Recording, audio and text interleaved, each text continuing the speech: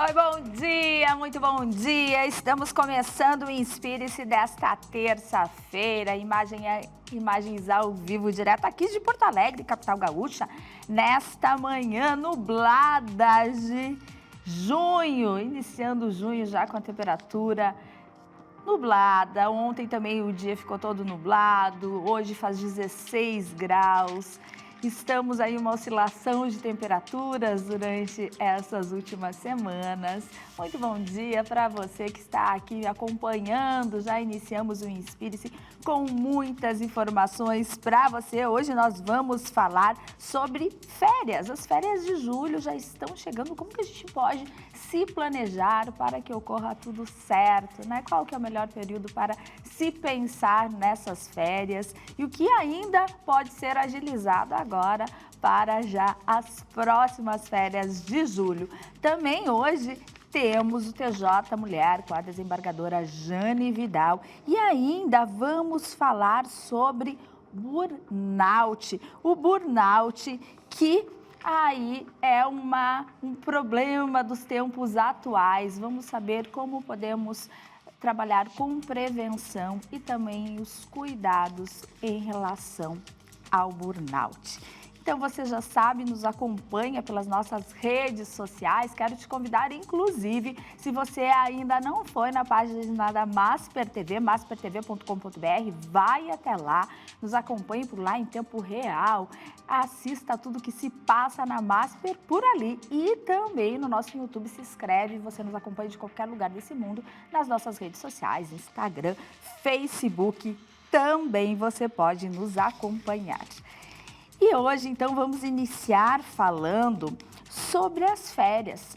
Férias de julho chegando. Como que a gente pode planejar férias sem precisar se preocupar quando elas estiverem ocorrendo? Porque a gente sabe que imprevistos acontecem, mas se a gente se planeja, se a gente consegue uma boa orientação, a gente tira tudo isso de letra.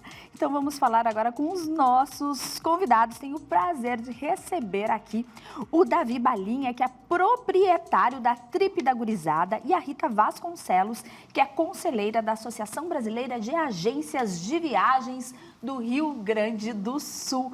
Muito bom dia e bem-vindos. Bom dia. Bom dia, prazer recebê-los aqui. Prazer. Nós que agradecemos o convite. Imagina. Já iniciar, então, falando sobre as férias, o planejamento das férias. A gente tem férias de julho já chegando, a gente sabe que é um período que a família consegue sair, né, aproveitando as férias das crianças que estão nas escolas, as famílias acabam muitas vezes se planejando para isso. Já está em cima? Estamos em junho.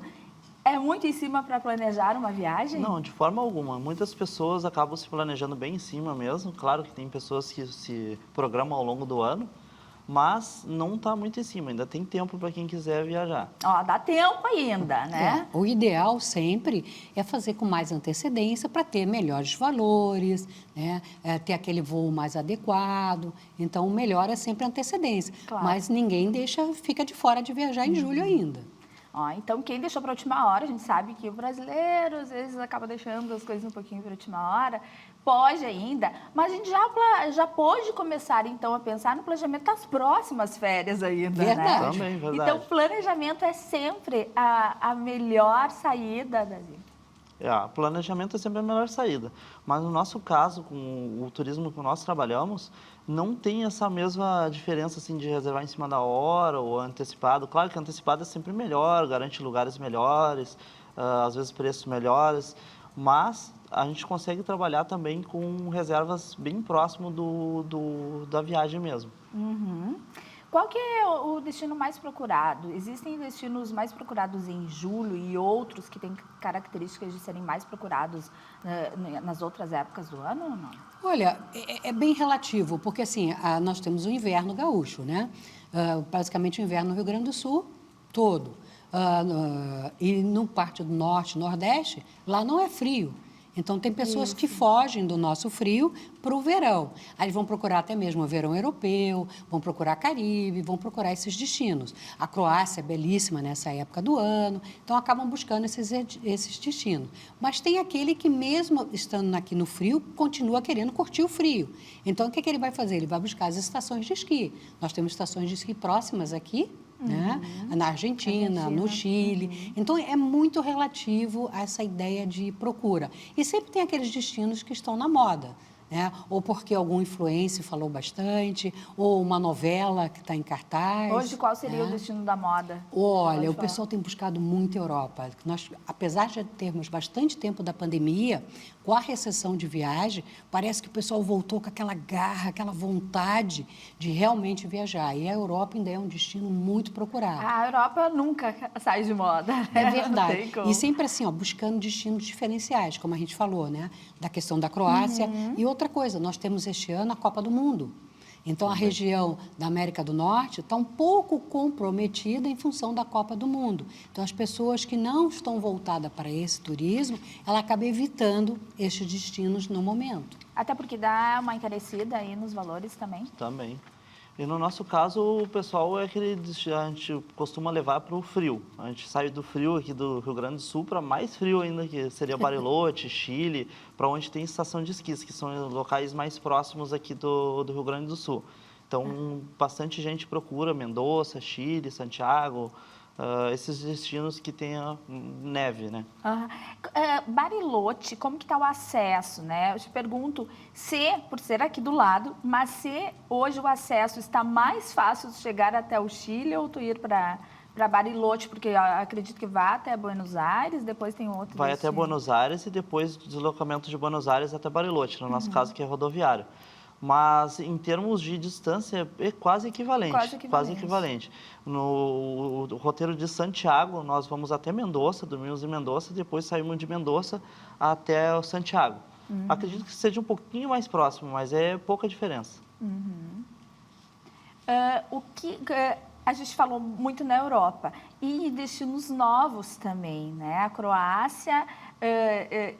Quais são os outros destinos que os brasileiros estão descobrindo, assim, explorando? Olha, é mais assim, até mesmo um perfil de idade. Os jovens hoje em dia, eles estão indo inclusive para a Albânia, porque tem um auge das festas lá.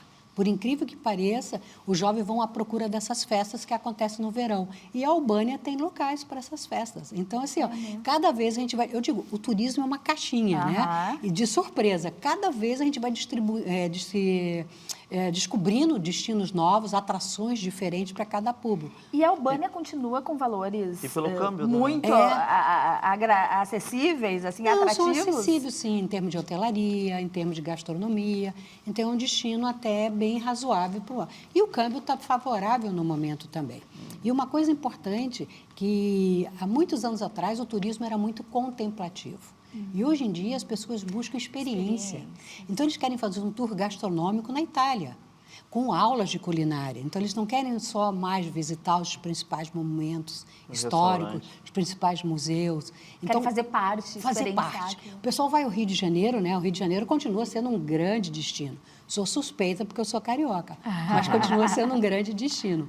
As pessoas não querem mais só assistir o desfile de escola de samba. Eles querem participar, desfilar na avenida. Né?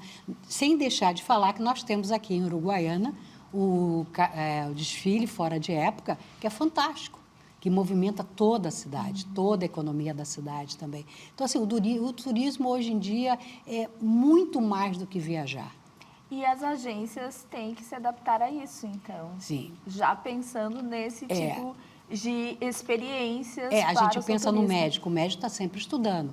O agente de viagem, ele não pode deixar de estar estudando. Então, ele está sempre aberto, assistindo programas, treinamentos. Vendo roteiro novo. Vendo roteiro novo, pesquisando o que está no mercado. Então, o nosso trabalho acaba sendo muito mais de consultor do que um vendedor. E daqui a pouco aquele destino também, um câmbio melhor, já atrai mais pessoas. Se vocês pudessem dar um conselho aí para quem não planejou suas férias e quer sair por um período agora no meio do ano, né? Julho, ou se conseguir escapar de julho, ali das férias de julho, um pouquinho depois, agosto, setembro. qual é o conselho que vocês dariam? Conselho de roteiro? Seja o que for, de preparação para a viagem, inclusive de roteiro, pode ser, aceitamos também. Eu sou suspeito, né? Mas o roteiro de Bariloche é muito bacana, muito legal o cenário todo, a experiência que tu tem em Bariloche é incrível. O conselho seria se programar para a viagem, né, obviamente, pesquisar bem os valores, pesquisar as empresas que vão comprar, né, tudo mais, e entrar em contato com a gente. Olha, o conselho que eu sempre dou, não acredita em preços fantásticos. Isso é importante. Não caiam nessas furadas. Procure aquele seu agente de viagem de confiança, tenha experiência de quem já usou aquele serviço. Então, isso é primordial para que a sua viagem não corra com problemas. Certo? Então, busque aquele seu agente de viagem, procure se informar se realmente o destino é adequado para você. E sempre esse consultor, que eu digo, que é além de um vendedor, ele vai buscar assim, a melhor alternativa. Às vezes, até a gente acaba mudando o roteiro do cliente para uma adaptação melhor em termos de preço e aproveitamento. Isso é extremamente importante, porque o que acontece? Quando você planeja uma viagem longa, uma viagem para fora do país, às vezes tu coloca muito investimento ali, as tuas economias, tu quer sair que tudo corra muito bem, né? É óbvio, todo mundo Sim. sai para se divertir, para que tudo ocorra bem. Mas imprevistos podem acontecer. E se você está com uma agência, tu vai ter um respaldo, né? Tem alguém respaldo. que olhe por ti mesmo você estando em outro Sim, país. porque assim, você está fora, você comprou direto num site, Exato. você vai ter que correr atrás daquele 0800. Se você tem o seu agente de viagem, você vai ligar para o seu agente. Olha, Qualquer eu tô com um coisa que problema aconteça, aqui. ele pode te dar no A gente vai acolhimento, recomendar né? sempre o seguro de viagem, que é primordial. Você não pode sair sem o seu seguro de viagem. Isso é importante. Você não pode sair sem ter toda a sua programação. Claro que roteiros livres são válidos e a gente recomenda que se faça. Então, mas você ter esse respaldo, você está muitas vezes aqui no aeroporto, o funcionário diz, não, mas isso não pode. Liga para a gente. Não, claro que pode, me bota na linha o funcionário aí que eu já estou resolvendo. Então, é importante esse cuidado. E não acreditar realmente em propostas mirabolantes. Um produto que custa X, ele não pode custar Y. Não pode custar meio X. Não pode. Vai ter menos serviços, né? A qualidade. Não quer dizer que não tem turismo para todos os bolsos. Claro. Existe. Mas o cuidado nesse momento é primordial. O 100%. O seguro viagem é importantíssimo. Qualquer coisa que aconteça, né? Qualquer acidente que quebrou acontecer. Um pé, quebrou um dedo. Ainda mais na estação de esqui, né? Que pode... O seu caso, então, né? Mais complicado. Né? Então, sempre também vocês orientam isso. Sempre orientamos. Muitas vezes, coisas que o cliente acaba nem vendo, por exemplo, qualquer tipo de probleminha que vai acontecer na viagem, a gente já antecipa. E, no caso, às vezes as pessoas nem chegam a perceber que aquele problema ia acontecer, entendeu? Coisas que a gente teve que trocar, coisas, tudo para fazer a experiência ser mais, como é que eu posso dizer, uma experiência satisfatória, né? Claro. Há uma preocupação hoje em relação a alguns destinos em função da guerra. Tem pessoas até que desistem ou não querem se aproximar até alguns destinos em função disso. Percebe isso? Isso reflete realmente? Reflete, acaba refletindo, mas, por exemplo, acabam buscando outras alternativas e, por exemplo, a questão do Oriente Médio mesmo, isso. né? Hoje em dia, aqueles hub bastante de voos ali, que é o de Dubai, Catar, já estão normalizados. Tem pessoas que ainda querem evitar. A gente faz os voos via Europa e conseguimos chegar tranquilamente no Japão, na China, fazendo os voos via Europa para que a pessoa tenha mais tranquilidade. Então, assim, sempre se tem uma alternativa. Claro que ninguém vai querer, né, correr um risco, claro, né, nessa proporção. Mas, ainda mais que seguro viagem não cobre essas situações. Né? Então, ninguém também, vai colocar ninguém numa situação dessa. Então, se busca alternativas, até mesmo para não se perder o destino. Na época mesmo do conflito, tinha pessoas com viagens agendadas e não queriam perder os serviços no Japão, na China, na Coreia, na Índia. Então, o que a gente começou a fazer? Buscar alternativas de voo para que eles pudessem manter as suas viagens. Então, por isso é importante você ter o seu agente de viagem, para pensar junto com você e buscar alternativas. Perfeito. Olha, a gente teria muito assunto para conversar aqui. Acho que é praticamente inesgotável esse assunto de viagens, de turismo, né? E é muito interessante, principalmente a gente ouvir pessoas que entendem disso para nos orientar da melhor forma possível. Isso que todos queremos, sair com tranquilidade, seja para qualquer destino, ou dentro do país, ou próximo aqui, ou bem mais longe. A gente precisa ter segurança, né? E vocês são profissionais dessa área que nos acolhem nesse momento. Quero agradecer muito. Vamos deixar aí, para finalizar, um último recado. Vamos lá. Vamos reforçar teu arroba. Para quem quiser nos seguir, coisa do tipo, é Trip da Gurizada, o arroba. Tem no Instagram, a gente já tem mais de 100 mil seguidores, então já temos bastante tempo que a gente trabalha com turismo, né? Então, arroba Trip da Gurizada, no site também pode verificar toda a agenda de julho, tem separado lá a agenda de julho, pode verificar todas as viagens, temos para frio e para lugares um pouco mais quentes. E só olhar no site e entrar em contato conosco. Obrigada, viu? Muito obrigada. Nós que agradecemos. Bom, eu também tenho a minha agência de viagem, enfim, né?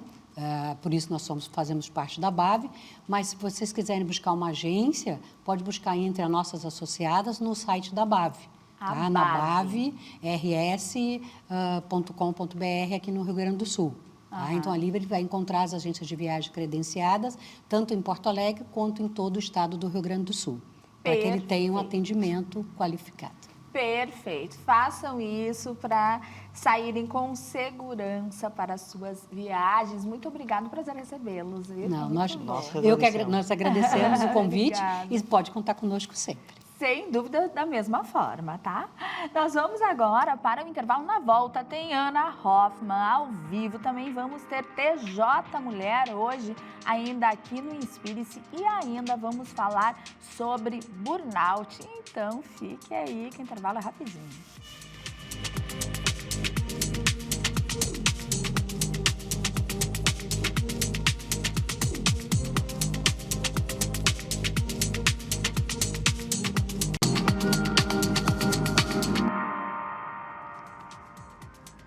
Estamos de volta com o Inspire-se ao vivo para todo o país. Aqui temos uma imagem da divisa dos estados com Santa Catarina. Aqui, ó, a ponte fazendo a divisa. Voltamos agora para entrar ao vivo com a repórter Ana Hoffman, que está no Gov Summit. Ana, bom dia! Isso mesmo, Andréia. Muito bom dia para ti, bom dia a todos que acompanham a Masper TV, especialmente o nosso querido Inspire-se, Andréia. Hoje eu estou aqui no Gov Summit, que fica no prédio 40 da PUC, muito conhecida universidade aqui de Porto Alegre. E quem vai conversar comigo é o procurador do estado de São Paulo, que logo mais vai ter um painel muito importante para a nossa sociedade. É o Rafael Fácio. Bom dia, Rafael. Muito obrigada pelo senhor nos receber aqui. Muito obrigado, Ana. Um prazer. Um prazer é nosso. Rafael, o que vai ser abordado basicamente hoje no teu painel? Para quem ainda não chegou, correr. Bem, o GovTech Summit é um evento importante porque reúne todo mundo que tem interesse em tecnologia, juntar Estado e tecnologia. E no meu painel a gente vai falar de contratação pública. Como a gente, no Estado, consegue fazer a contratação de startups, fazer contratação de soluções inovadoras para a gente resolver o problema que a gente tem no dia a dia. O Summit nada mais é, basicamente falando, é o setor público com as pessoas, né? Como que funciona tudo isso. E no teu painel, basicamente, quem estiver ali vai conseguir compreender mais ou menos isso? A gente vai falar sem juridiquês, apesar de eu ser procurador de Estado, como que nós, no Poder Público, conseguimos fazer a contratação de soluções inovadoras. E como você falou bem, é gente lidando com gente, né? E conhecer, portanto, os caminhos que a gente tem dentro do setor público não é importante só para quem está no Estado, mas também é importante para a startup, para a sociedade, para todo mundo que tem interesse nesse tema. O painel ele tem durabilidade de 1 hora? Não vai ser uma palestra, na verdade, não vai ser um painel de meia hora. Meia hora. Isso, uma palestra exclusiva. Isso. Nessa meia hora vai ser muito rica, eu tenho certeza que quem vier vai conseguir entender um pouquinho mais. Lhe pergunto, o senhor vendo a população tem noção do que tudo que faz um procurador do Estado? A Procuradoria, muita gente não conhece, né? A Procuradoria tem 2 grandes papéis. A gente defende o Estado em juízo, de alguma forma, no Poder Judiciário, nas causas, nas ações, quando o Estado é processado ou quando o Estado processa alguém. Mas a minha atuação é da advocacia consultiva. A gente está dentro das secretarias de Estado, ajudando o Poder Público a formatar políticas públicas, a fazer contratações e fazer parcerias, que é o que tem tudo a ver com inovação. Tudo em prol do Estado, do governo, de forma geral, todos os estados no Brasil. Exatamente. Cada estado tem sua procuradoria, a União também tem a sua. E eu estou lá na Procuradoria de São Paulo, muito feliz de poder compartilhar algumas coisas com aqui, o pessoal do Rio Grande do Sul. A gente fica muito agradecido pela sua participação, tenho certeza que os gaúchos vão aproveitar muito.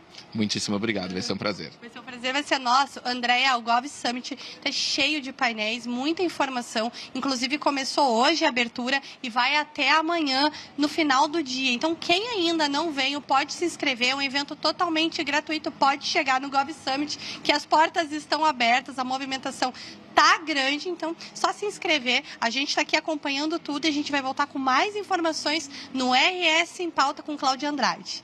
Muito bom, Ana, maravilha. Então, mais informações sobre o Gov Summit daqui a pouquinho, depois do Inspire-se no RS com Cláudio Andrade, meu querido colega aí, e com o apoio total de Anderson, que está aqui do ladinho também, nos acompanhando. Agora, nós vamos para aquele quadro tão esperado com a doutora Jane Vidal, que é o TJ Mulher.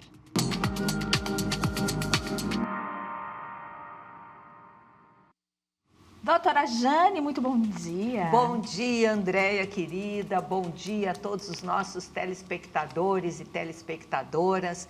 É sempre uma alegria estarmos aqui nos inspirando para a vida, nos inspirando para nos conscientizarmos da nossa sociedade, daquilo que a gente quer para o nosso presente e o nosso futuro.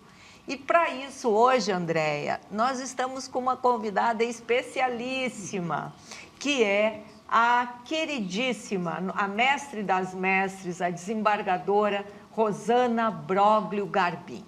A desembargadora Rosana, ela trabalha na 17ª Câmara Cível do Tribunal de Justiça, ela coordena o Centro de Estudos do Tribunal de Justiça, coordena também os cursos da Escola Superior da Magistratura, da AJURES, aqui do Rio Grande do Sul, e também ela é coordenadora, tutora da Escola Nacional da Magistratura, de formação dos magistrados, e é uma estudiosa, uma mestre e uma doutora em Direito.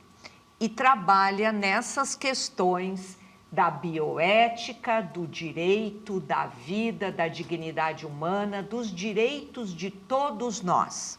E hoje ela veio tratar aqui conosco, conversar sobre a finitude da vida.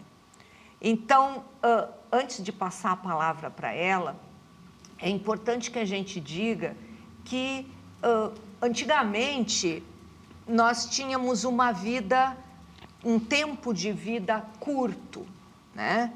Historicamente isso se comprova. Hoje, considerando o avanço técnico-científico, a medicina avançou muito, nós temos um prolongamento da nossa existência. Mas a média de vida hoje são 75 anos. Antigamente era 30, 40, até que alcançamos 70. Então, a gente veio conversar porque sabemos que a vida é finita. E a desembargadora Rosana trabalha com as diretrizes antecipadas, o que nós podemos fazer para termos um final de vida digno. Vamos conversar sobre isso, que faz parte da vida. Desembargadora Rosana Garbim, muito prazer, muita alegria em tê-la aqui no nosso programa. Eu que quero cumprimentar a Andréia e a Jane, agradecendo muito o convite de estar aqui e a todos que estão aqui nos assistindo também. Espero que seja um tema que gere uma certa reflexão, mais do que sobre fim de vida, sobre a questão de autonomia, sobre questões de dignidade, né? Eu acho que é isso que nós vamos falar. Um pouquinho de vida e de vida com qualidade. Andréia, muito obrigada. Jane, Muito obrigada obrigada, por estar aí. prazer, uma honra recebê-la. E quais são, como que a gente trata esse tema, desembargadora Rosana? Eu gostaria de contar um pouquinho só da minha história de forma rápida. Eu fui fazer um doutorado fora e, enquanto eu estava em período de estudos em Portugal, saiu exatamente uma lei que tratava das diretivas antecipadas, também lá chamadas diretivas antecipadas de vontade, que muitos devem ter ouvido falar por testamento vital, que é um nome que também que se usa. Essas diretivas são manifestações sobre cuidados específicos de saúde que nós podemos deixar já marcados. Quando eu retorno ao Brasil, está saindo, inclusive, reportagens sobre isso, que é uma preocupação que as pessoas que passaram com algum familiar, geralmente, acabam tendo por ver um final de vida, às vezes, triste, mas sozinho, distante da família. E aí, por isso, então, eu resolvi fazer a minha tese nessa questão de diretivas antecipadas, especificamente em fim de vida. Elas podem ser usadas também para outros cuidados, mas aqui eu foquei nessas questões, então, quando eu já tenho uma situação terminal, uma doença grave, uma doença progressiva. São as questões que eu trato nesse meu livro, que gerou, então, esse livro que eu lancei esse ano de 2026. Então, para todos que têm interesse também no tema, esse é o livro que a desembargadora lançou, Diretivas Antecipadas de Fim de Vida, Fundamentos Constitucionais e Análise Jurídica. Então, este livro é um livro que, na verdade, não é só para o pessoal do direito, é um livro para todos nós, porque o tema diz com a vida, que, enfim, todos nós temos interesse em saber. Então, aqui fica o livro e depois a gente vai falar onde podemos adquirir. Mas então, desembargadora, como é que nós podemos tratar essa questão? O que eu acho bastante importante aqui é nós destacarmos que isso está na esfera dos direitos dos pacientes. Tá? Não é uma questão, por exemplo, mesmo usando o termo testamento vital, não é uma questão de sucessão.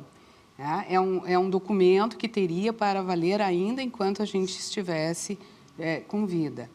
O que foi acontecendo? A Jane trouxe bem isso, né? Nós tivemos um prolongamento da vida. Nós temos hoje, e isso é maravilhoso, né? A tecnologia científica nos levou a um patamar de cura de muitas doenças, de um prolongamento com qualidade em muitos casos. Nós temos hoje aí vacinas que salvam vidas, nós temos aí hoje também questões de tratamento, saneamento básico que evitam muitas doenças. Quer dizer, a nossa evolução realmente ela se apresenta.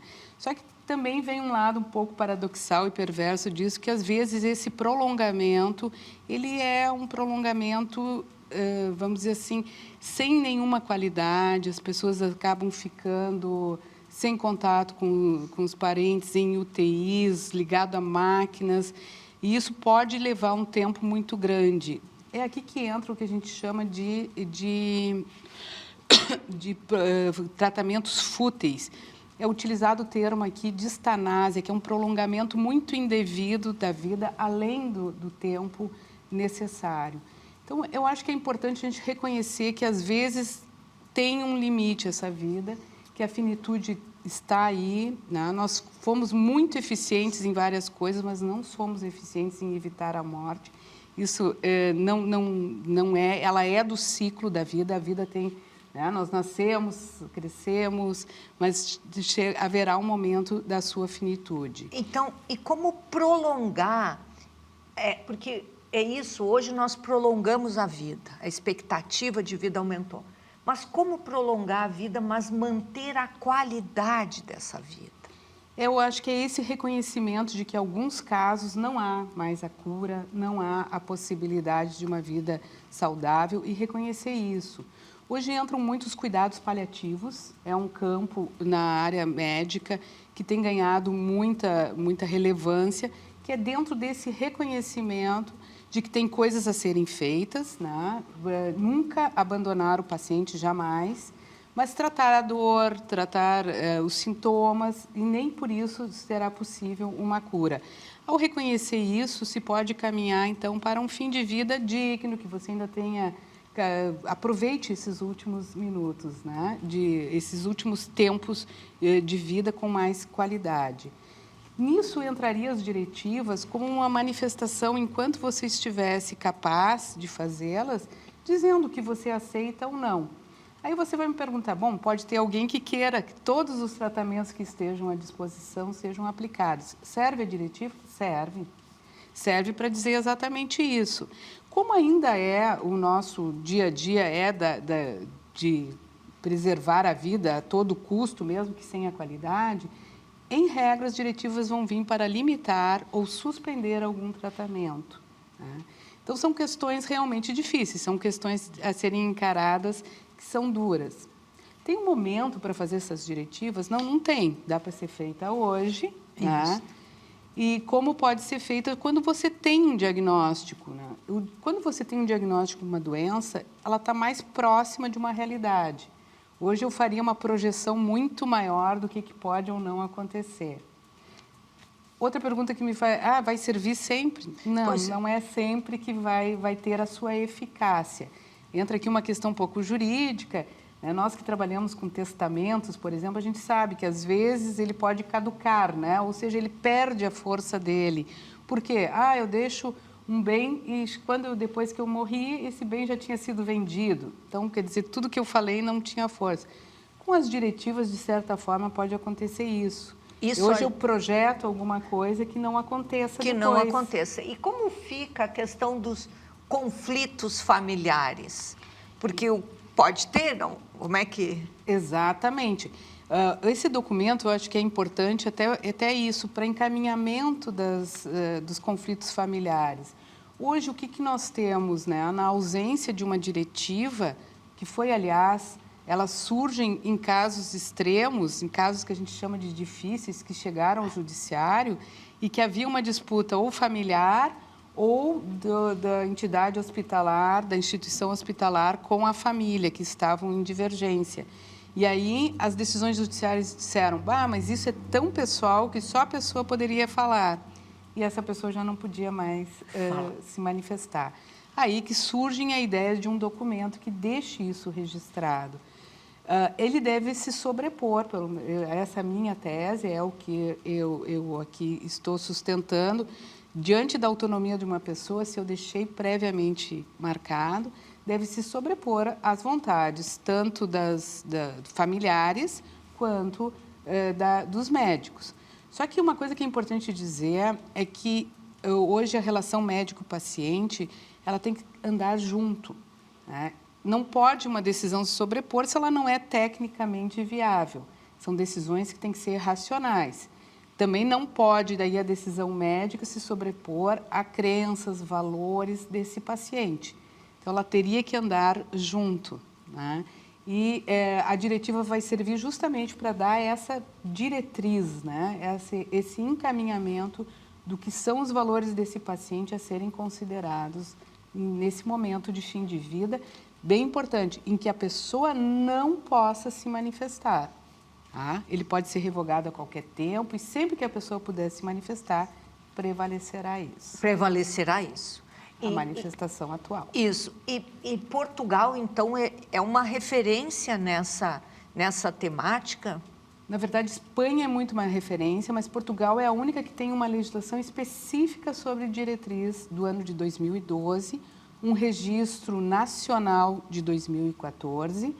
Não teve toda a adesão que eles esperavam, então é ainda alguma coisa a ser trabalhada, né, tanto lá como aqui, mas ela tem assim com mais regramentos. Por exemplo, eles dão um prazo de validade de 5 anos em que eu teria que renovar, até porque as coisas mudam muito rapidamente e na área tecnológica, eu nem preciso dizer para vocês que todo mundo está acompanhando aí, né? A cada ano que passa é tanta inovação.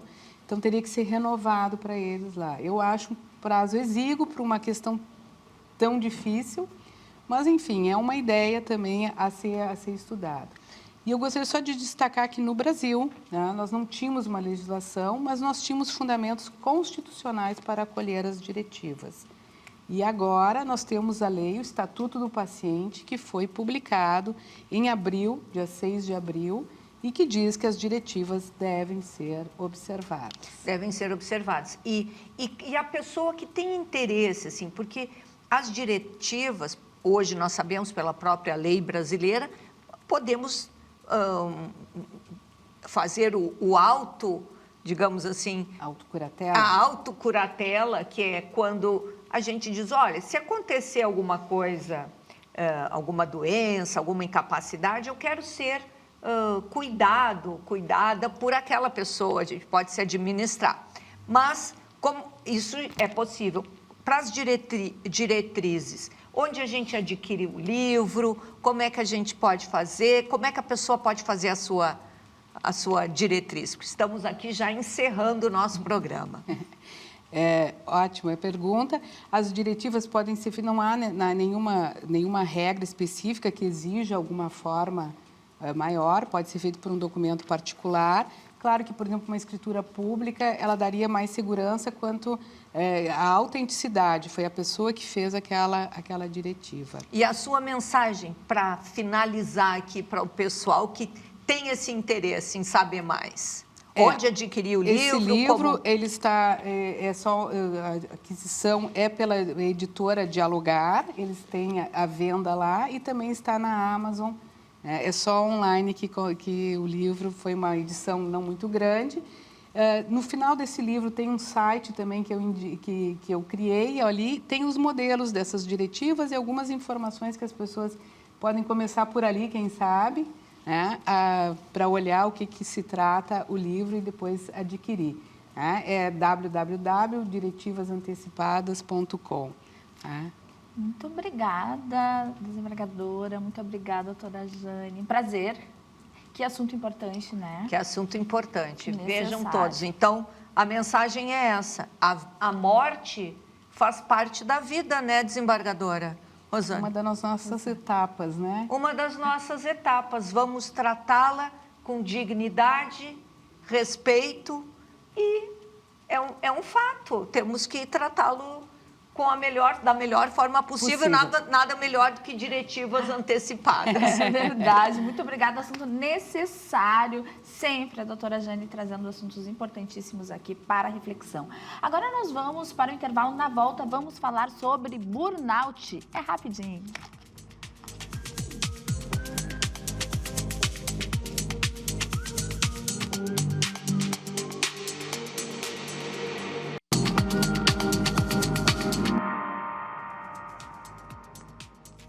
Estamos de volta com o Inspire-se. Agora nós vamos falar sobre uma síndrome que tem se tornado cada vez mais comum, que é a de burnout. E para isso eu tenho aqui como convidada a psicóloga Raquel Corione. Raquel, muito bem-vinda, que prazer te receber. Muito bom dia, André. Muito obrigada. Dia. É um prazer estar aqui contigo mais uma vez. Muito bom, sempre trazendo assuntos tão importantes para a gente refletir e para aplicar na nossa vida, no nosso dia a dia, né? Burnout. Vamos explicar rapidamente o que é, para quem ainda não sabe? O burnout, ele é um diagnóstico, uma patologia aí, provocada pelo esgotamento relacionado ao trabalho, né? Se a gente for pensar de uma forma mais profunda, são sintomas de humor deprimido junto com sintomas ansiosos. Muitas vezes as pessoas acabam identificando que estão assim. Como que é a identificação dessa síndrome? De uma forma geral, as pessoas demoram bastante tempo para perceber que estão esgotadas, né? Principalmente mulheres mais controladoras, pessoas que têm um nível de realização muito mais alto. Então, isso também tem a ver com o fator de personalidade, né? Nem todo mundo é igual. Tem pessoas que têm um fator de personalidade que vão se direcionar mais, querer mais status, mais realização, mais dinheiro. Então, essas pessoas, elas ficam mais vulneráveis para o desenvolvimento de uma síndrome de burnout. Uhum. Então, quando a gente já fica naquilo, eu vou ter que ir para o meu trabalho, no domingo, estou pensando na segunda-feira, que já não é uma coisa legal. Ou quando se preocupa excessivamente com o trabalho, já pode ser um indicativo? Sim, já pode sim. Inclusive sintomas assim de desviver, né? Aquele sentimento assim de o que eu estou fazendo aqui, né? A vida é só isso? Porque a pessoa ela trabalhou tanto, ela focou tanto em se desenvolver profissionalmente, crescer dentro de uma empresa, e quando ela percebe, ela está esgotada, ela não tem mais vontade de fazer aquilo que ela tanto amava. Então, é como se fosse um carro. Sabe quando o carro está acabando a gasolina, assim? Então, que o carro ele vai dando aqueles sinais de... ele começa a dar uma engasgada, começa aquele ruído. O nosso corpo também, ele começa a dar sinais. Ele apresenta esses sinais. E como, se a gente não tratar isso, se a gente deixar a longo prazo, o que pode acontecer com a nossa saúde, né? De que forma isso pode afetar a nossa saúde? Porque eu sei que tem muitas pessoas que acabam se afastando depois por muito tempo do trabalho, que acaba prejudicando essas pessoas também, é óbvio. Então, a gente tem inúmeros malefícios, né, que isso causa, porque acaba baixando a imunidade do corpo.